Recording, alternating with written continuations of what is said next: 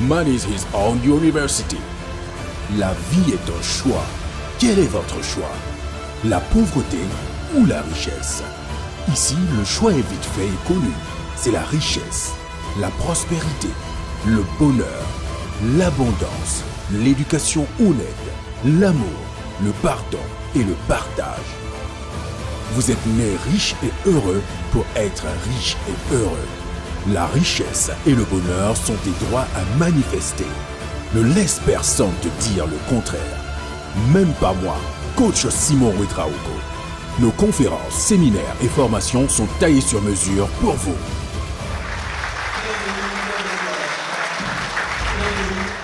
Bonjour mesdames et messieurs, bonjour et bienvenue à cette série d'informations. Comme je vous dis toujours, nous on ne peut que vous donner les informations. Et vous allez aller en faire bon usage. Je vous avais tout simplement dit que la pauvreté, c'est pas quand on n'a pas beaucoup d'argent, c'est quand on manque d'informations. Ok? Donc, aujourd'hui dans cette vidéo, c'est une question que je vais vous poser et nous allons réfléchir sur la question et la réponse spirituelle, métaphysique, alchimique, psychologique de cette question va nous libérer. La question c'est quoi? Do you have an heart? Do you have a heart? Est-ce que tu as un cœur? Do you have heart? Heart. Est-ce que vous avez un cœur? Parce que quand on commence à avoir un cœur, c'est fini. Vous devez avoir un cœur. Parce que la majorité des gens ont perdu de cœur. Et quand tu n'as plus de cœur, comment vas-tu révolutionner ton monde? Quand j'ai étudié de façon autodidacte l'anatomie, je me suis rendu compte que quand nous étions des cellules fœtales, quand la personne commence à se former, quelle partie du corps commence à se former? On a dit que c'est le cœur, la vie, le cœur. Donc quand un homme est dépossédé de son propre cœur, ça ne marche pas. Je parle métaphysiquement, je ne dis pas le cœur qui entraîne le ventricule gauche, ventricule droit, tout le sang qui circule. Ce n'est pas de ça que je parle. Je parle du cœur, le vrai cœur. Le cœur qui te permet de booster ta vie. Est-ce que tu l'as toujours? Si la réponse est non, il faut prier. Dis, God, help me to have my heart. Seigneur, aide-moi à avoir mon cœur. Si tu es musulman, il faut dire, Allah, aide-moi à avoir mon cœur. Si tu es animiste, Akhenaton, Tuntankamon, aide-moi à avoir mon cœur. Parce que sans le cœur, tu ne pourras rien faire. C'est pourquoi un jour j'ai écouté la chanson de Alpha Blondy que j'appelle souvent grand frère, papa, tonton. Un homme qui a bossé, il a bossé. Et dans une de ses chansons intitulée Diaglory, il a dit que quoi? Only the strong survive them say. Et puis il y a le rythme, je ne vais pas chanter le reggae ici. Only the strong survive them say. Weak earth die in misery. Moi j'ai souligné ça. Weak earth die in misery.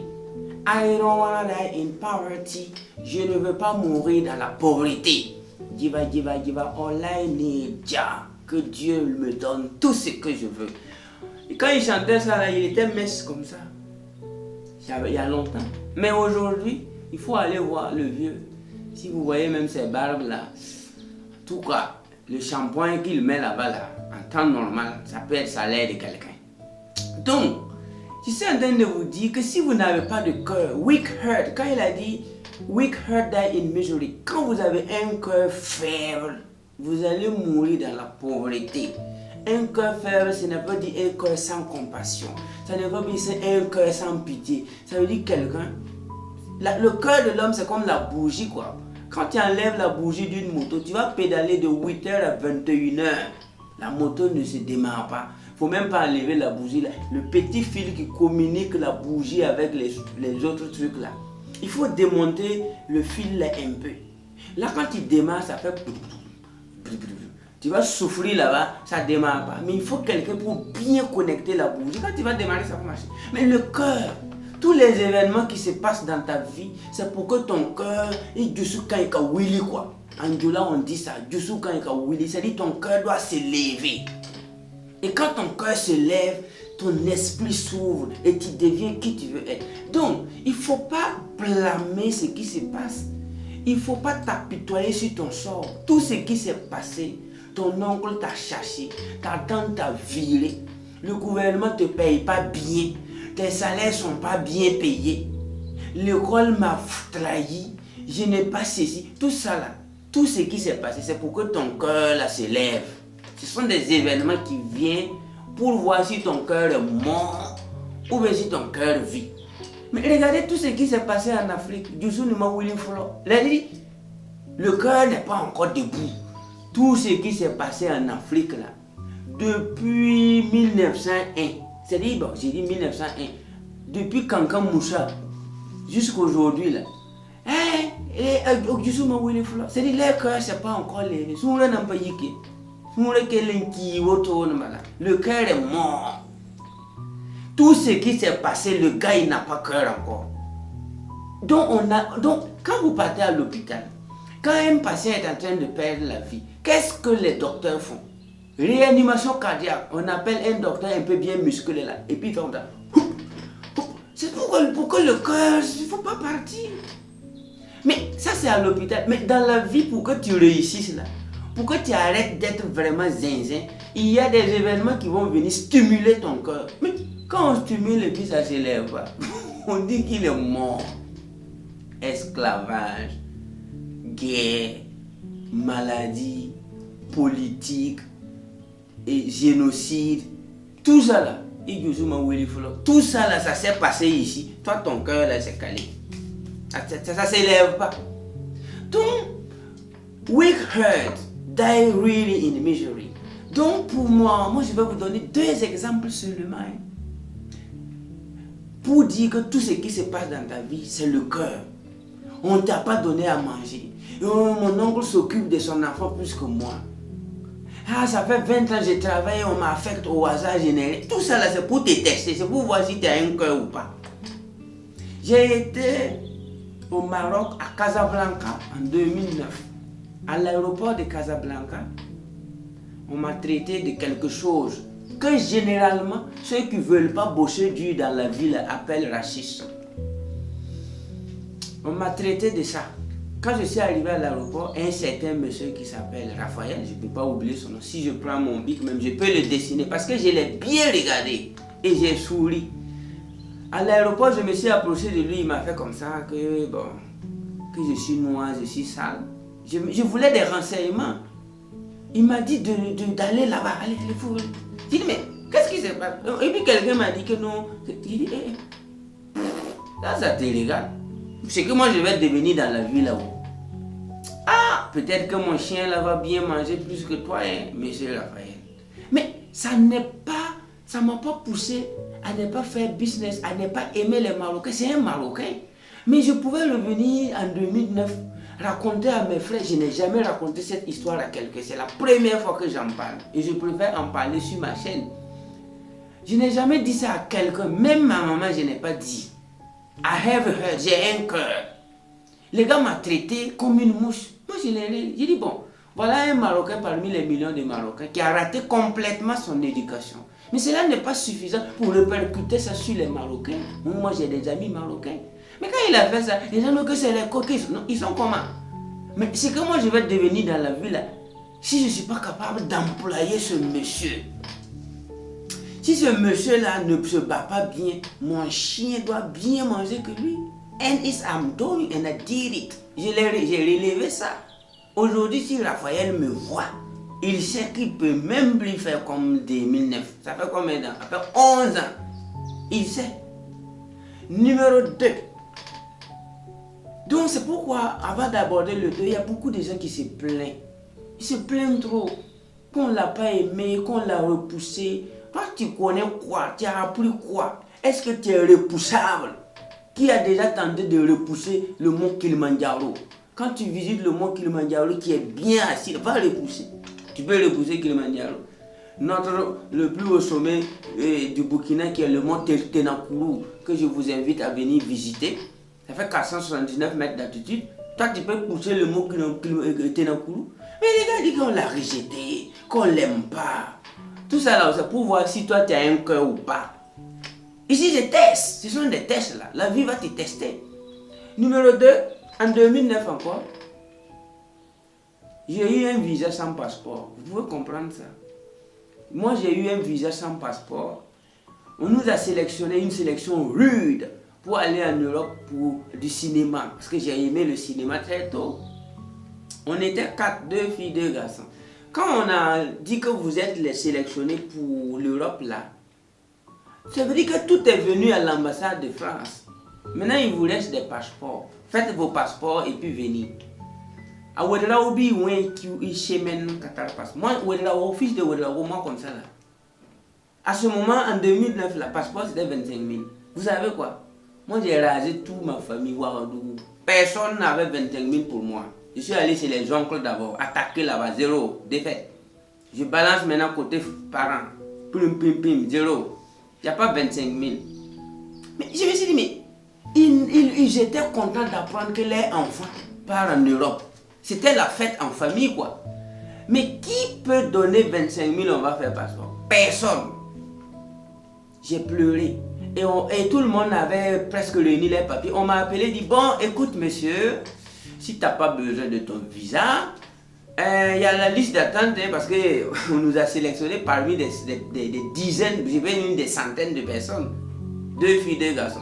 Les autres là, et ils étaient là. Que si tu n'as pas l'argent pour faire ton passeport, il faut le laisser. Même si le passeport est à 300 000, nous on peut faire ça. C'est ce qu'ils me disaient, quoi. Et puis on m'a dit que, écoute, bon, si tu ne peux pas, il faut le laisser. J'ai dit quoi? Moi j'ai eu cette opportunité de voyager à moins de 20 ans. Et puis vous me dites de laisser tomber. Je ne laisse pas tomber. J'ai remué Ouagadougou. C'est vrai que j'avais un contact pauvre à l'époque, c'est vrai. Mais j'ai fait de mon mieux. Tenez-vous bien. C'est un monsieur, il est toujours vivant. Il s'appelle Nikema Bassiburi. Que j'appelle mon papa adoptif. Parce que depuis lors, avant même que je vive le problème de passeport, on se côtoyait. Et jusqu'à aujourd'hui, je le considère comme un papa. Il fait partie de la liste de mes parents, quoi. Lui, il ne sait ni lire ni écrire. Quand je l'ai rencontré mon problème, il a dit ok. Il a mis sa main dans sa poche. Il vendait des ferrailles, quoi. Des ferrailles, des tas de trucs. Il a mis sa main. Il a enlevé 50 000 francs à me donner. Et puis c'est des passeports qu'il fallait faire, ils vont rembourser. C'est pas que la mission prenait tout en charge. Mais c'était un choc pour moi. Quand je suis arrivé à la maison, je me suis dit, c'est pas une histoire de passeport, c'est une histoire de vie ou de mort. Imaginez si on devait m'évacuer en France pour me soigner, pour une histoire de 25 000. Serais-je mort ou vivant? Qu'est-ce que ma famille allait faire? Parce qu'ils se sont battus à leur manière, il n'y a pas 25 000 francs. Donc moi je me suis dit, ah, ça là, si on t'avait mis à l'hôpital et qu'il fallait envoyer 25 000, toi comme ça, joli là, tu vas mourir cadeau. Moi-même j'ai dit, yeah. Donc si c'était à l'hôpital, je mourrais. Mon âme m'a répondu, oui, tu mourrais. Je me suis dit, bon, comment faire? Il faut arrêter de perpétuer maintenant la pauvreté. Donc je suis revenu, mais je n'ai même pas trop... Je suis de la peur. Ça m'a tellement tapé que je me suis dit, c'est ce qu'on va voir. C'est pourquoi dans cette vidéo, je vais vous dire, est-ce que vous avez un cœur? Donc je vais vous montrer les 2 passeports de mes enfants. Ok? Je ne vais pas vous montrer le passeport de ma femme et de mon passeport parce qu'il y a longtemps. Regardez un peu. Lui là, il est né le 13 novembre 2017. Et il a eu son passeport le 14 décembre 2019. Quand il avait 2 ans, 2 mois, 2 ans, 11 mois, il a eu passeport. Ça c'est mon enfant. Ok? Parce que ce qui m'est arrivé là, c'est fini. Je vous ai dit que c'est fini. Ça ne va plus jamais m'arriver. C'est fini. Je vous ai dit que c'est fini. Ce genre d'événement ne doit pas répéter 2 fois dans la vie d'un homme qui a un cœur. Lui là, il est né le 13 novembre et le 14 décembre, il obtenait son passeport. 2 ans, 11 mois. Ok? Son petit frère, lui, il est né le 16 septembre 2019. Et le 14 décembre 2019, il gagnait son passeport. Et il a eu son passeport 2 mois 28 jours. Quand il avait 2 mois 28 jours, il a fait passeport. Il dormait, quand je voulais faire une photo de passeport, il dit petit, réveille-toi, il n'est pas temps pour dormir. Il faut te lever, tu dois avoir passeport mon petit. Tu as 2 mois, c'est vrai, tu n'as même pas encore 3 mois. Mais il est l'heure pour que tu aies un passeport. Parce que ton papa qui te parle là, en 2009, j'ai fait le tour de Ouaga pour 25 000. La bonne nouvelle est que le passeport de 2020 au Burkina, ça fait 50 000. Le prix a doublé, Dieu merci. J'ai tapé ces passeports-là posés. C'est bonjour d'abord, quoi. Donc la question que je te pose, quels sont les événements qui t'ont eu et puis jusqu'à aujourd'hui tu n'as pas encore réussi? C'est la question que je te pose. Il y en a tellement dans ma vie que je vous ai donné 1%. Si on a la chance de se côtoyer sur YouTube, je vais vous donner un peu. Mais en attendant, pardon, revisite ton cœur. Que l'Afrique est un continent quoi, qu'ils viennent piller nos ressources, qu'ils viennent nous dérober de quoi. Tous ces trucs-là, c'est des alibis pour rester dans la pauvreté, des mensonges. Parce que la France a pillé nos ressources, que nous sommes pauvres, c'est faux. Ce sont des mensonges qu'on ment. Moi, je vous dis ça. Quand toi, Africain, tu vas décider de prendre ton avenir en main là. Depuis que je suis né, je n'ai jamais entendu qu'un Français a bu de l'acide parce qu'il avait soif.